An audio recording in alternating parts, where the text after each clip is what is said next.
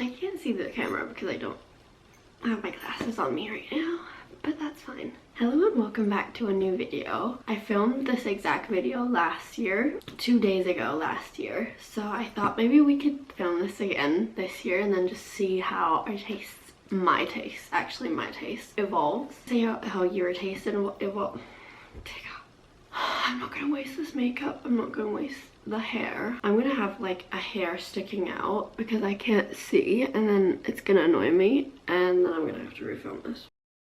I like rewatching these videos just to see how my taste evolves, and I thought I'd film another one for this year. So today we're going to be discussing my top 10 reads of 2023. I can't believe that 2023 is over already and I'm going to be 24 next year. I am getting old. This is bad. I thought it would be fun to go over my Goodreads, Goodreads Wrapped, because why not, honestly. So in 2023 I read 9,387 pages and I read 30 books. My goal was actually 35, and I'm not gonna finish my goal, honestly. That's really sad, but I mean, I read 31 books last year and that's probably what I'm gonna read this year to the exact point. But I think I'm gonna aim for 35 books next year again, just to see if I can do it, because I'm definitely not going any higher. But yeah, my shortest book was 50 pages and my longest book was 681 pages. The average book length was 312 pages, and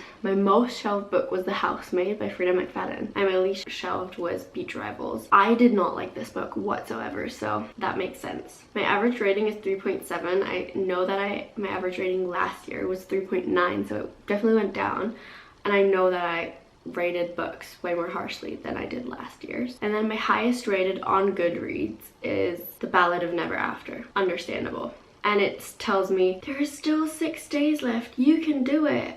To read 5 books? No, that's not happening. But thank you, Goodreads, for the optimism. So let's talk about my favorite reads of the year. These are not all 5 stars because I did not have 10 5-star books this year. I mean, out of 30 books, it would have been a lot if I had 10 5-stars, so I'm not surprised at all.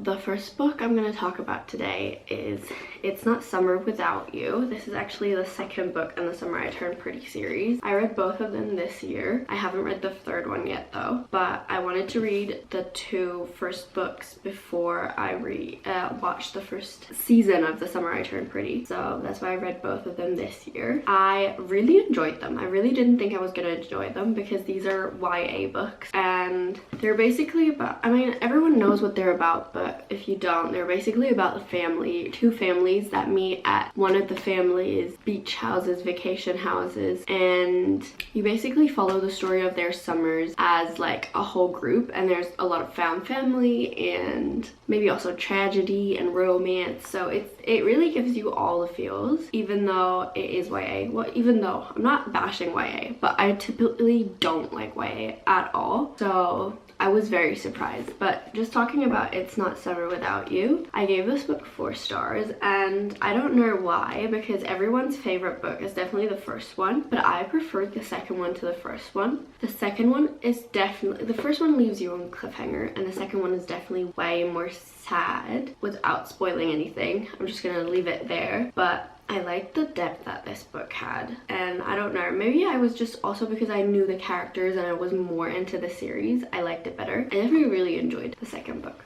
so yeah, that's why I gave it 4 stars. I literally bought these books like twice because I had not the hardbacks, but the non-floppy versions, so I bought them even though I have them. I still have them over there, but I don't like taking them out because the floppy ones are way more fun. Are they not? Do they have the same covers? They even have the exact same covers, so did not make a smart decision buying these twice, but you don't always have to make smart decisions, do we? Then the next book in this video is gonna be the Mindfuck series. I think I've only read up until book, I think there are 5 books in the series and I've read up until book 4. I really enjoyed them. I read them on my Kindle, so I don't have the actual physical copy, but Mindfuck series is a bind up of books. It's basically like 5 very, very, very short books. I think they're like under 200 pages each, and it's about a serial killer, Lana, who gets revenge for a crime in her past that affected her life and her family's life. Now she starts dating this FBI agent who coincidentally also is on her case. So you can imagine how much tension you as a reader could feel during this book. And the book basically just like takes you through this whole story. I'm not going to say anymore because I really don't want to spoil it. I gave this book, or I mean it is one book because it's bind up, so I'm just counting it as one. I gave it 4 stars overall because they're so short that you can't really give them more. Like each individual book I gave, I think like 3.5 to 4 stars, but overall I did think it's a 4-star series because I really enjoy it. It's written really well and it's super entertaining, so I really like that one. The next one is actually a book in a series that I adore, and that is a 5-star series for me. Just this book isn't. That's why it's a bit further down in the top 10. It's Restore Me by Tara Mafi. I finished this series this year. That's also, I think, why I struggled a bit to put together the top 10 books, because I mean, if you read like, what is it, with the novellas, I think it's 10 books or more, I don't know. So if you read that series, it takes up quite a lot of your time, but I loved spending so much time in this world. I didn't love the last book, but I thought this one was so good and it kept me on my toes the whole time. I can't really tell you what it's about if you don't know, because it will spoil the first books, but it's a dystopian series. Really enjoyed it, so I gave it 4.25 stars. The next book is also on my Kindle. I read this on holiday actually, and this was when I noticed I loved reading thrillers on holiday. I don't know why, but I feel like it's because you get so much uninterrupted time to read at the pool that you actually you can binge the book and you actually want to binge it. A thriller always makes you like want to turn the page, you know? So the book is The Housemaid by Frida McFadden. I gave this book 4.5 stars. If you see me looking down, it's because my list is down here and I definitely can't remember all of the ratings for all of these books. The Housemaid is basically about, like the title says, a housemaid. She is a former prisoner, criminal. She has a criminal record, and that makes it hard for her to find a job. So she's on the lookout, and then she finds the family who she wants a housemaid for. In the beginning, everything's normal and everything's fine, and then more and more weird things start to happen, and it was so good to actually read this book. The book is divided into 2 parts, so that also made it a lot more interesting. I actually tried picking up The Housemaid's Secret, which is the sequel, but I didn't get through it very far. I feel like a lot of people say that it's as good or even better than The Housemaid, but I was over thrillers because I've got quite a few thrillers on my list this year, so I was like, I'm not reading another one. I love that book. I really recommend it. Next on my list, I have Love in Other Words. This is gonna be shocking to a lot of people because this is a 5-star read for so many people. For me, it was actually a 4.5.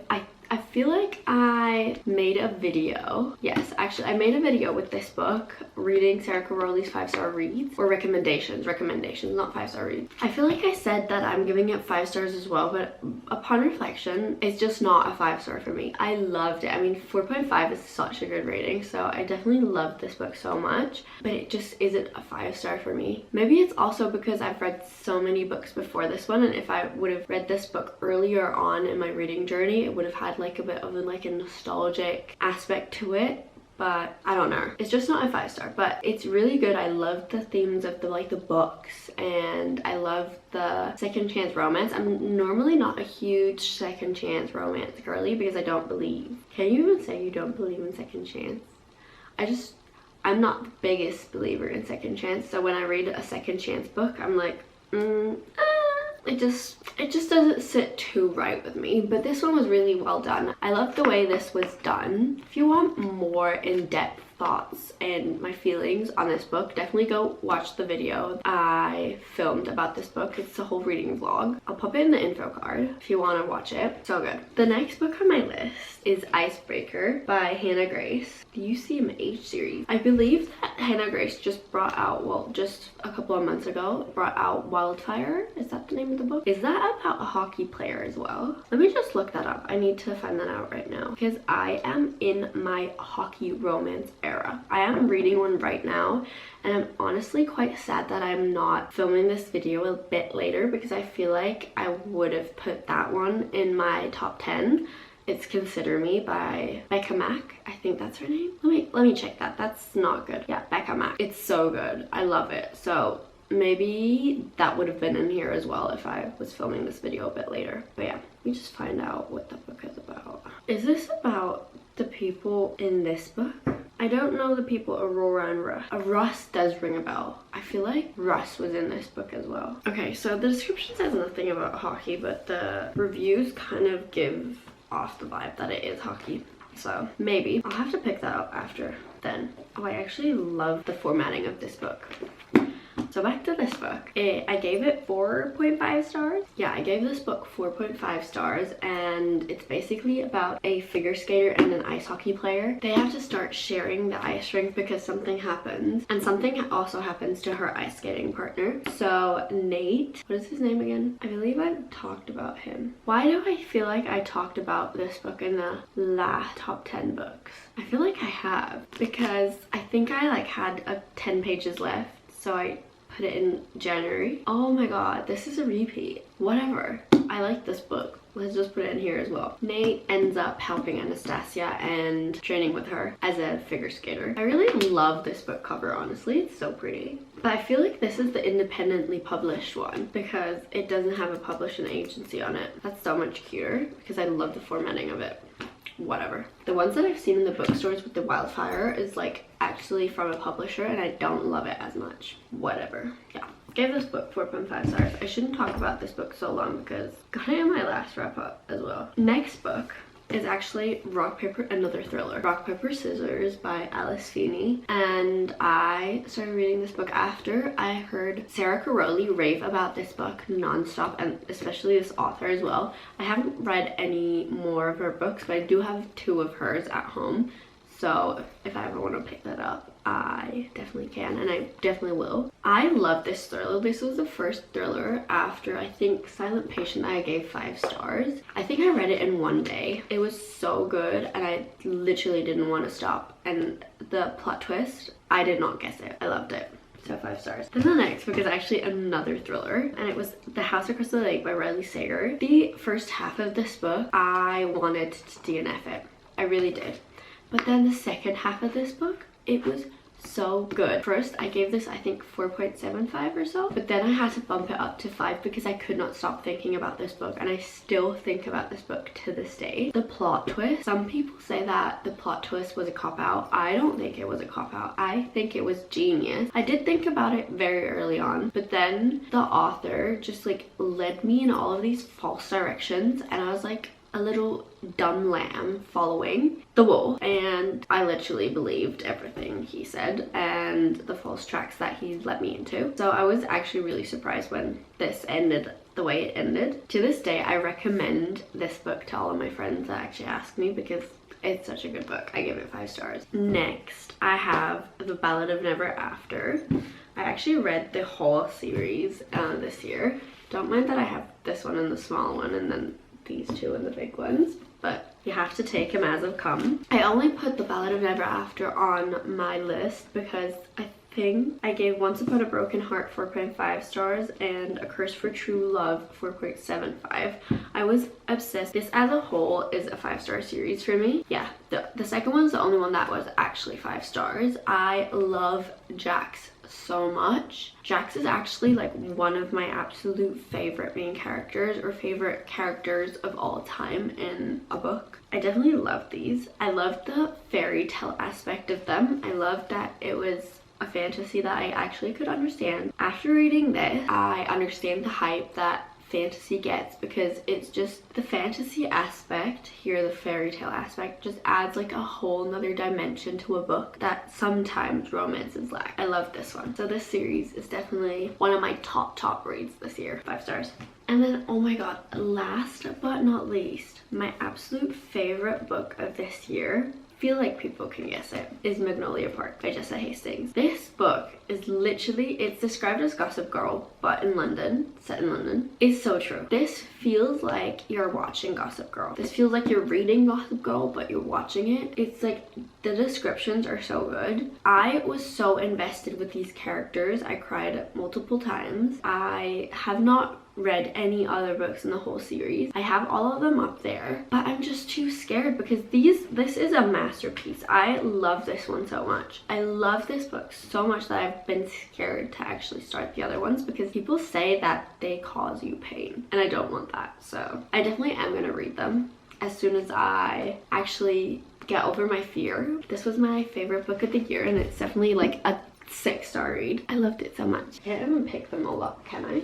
Oh my god, this is so heavy. These are all the books. Thank you for watching my video. I hope that I'm gonna film one of these every year now because I don't know why not. It's fun. But yeah, thank you for watching, and I hope to see you in my next video. Bye. I was not funny at all this video, and that annoyed the heck out of me. But I couldn't just like force being funny, you know?